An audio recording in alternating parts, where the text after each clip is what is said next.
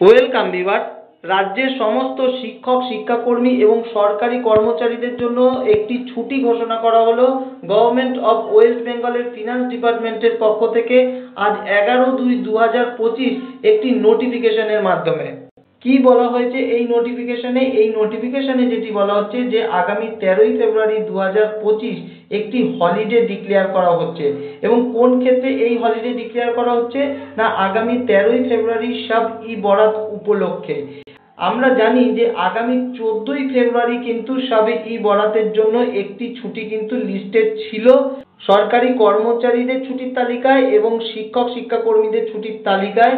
কিন্তু আগামী 14ই ফেব্রুয়ারি এবছর কিন্তু শবে-ই বরাত পড়ছে না, এবছর শবে-ই বরাত পড়ছে 13ই ফেব্রুয়ারিতে। তাই আগামী 13ই ফেব্রুয়ারি কিন্তু ছুটি ঘোষণা করা হচ্ছে। তবে আগের ছুটির তালিকায় যে 14ই ফেব্রুয়ারি ছুটিটি লিস্টেড ছিল সেখানে কিন্তু দুটি উৎসবের কথা মেনশন ছিল, সেটি হচ্ছে শব-ই বরাত এবং হচ্ছে ঠাকুর পঞ্চানন বর্মার জন্মদিবস।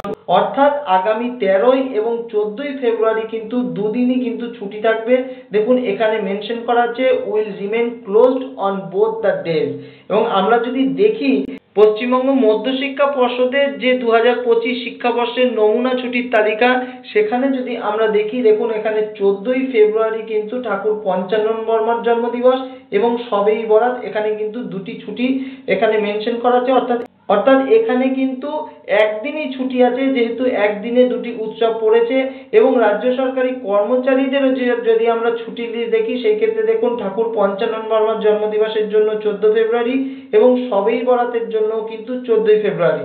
কিন্তু শবে-ই বরাত যেহেতু এইবার 13ই ফেব্রুয়ারি পড়েছে, সেই ক্ষেত্রে কিন্তু আগামী 13 এবং 14 দুদিনই কিন্তু ছুটি ঘোষণা করা হচ্ছে।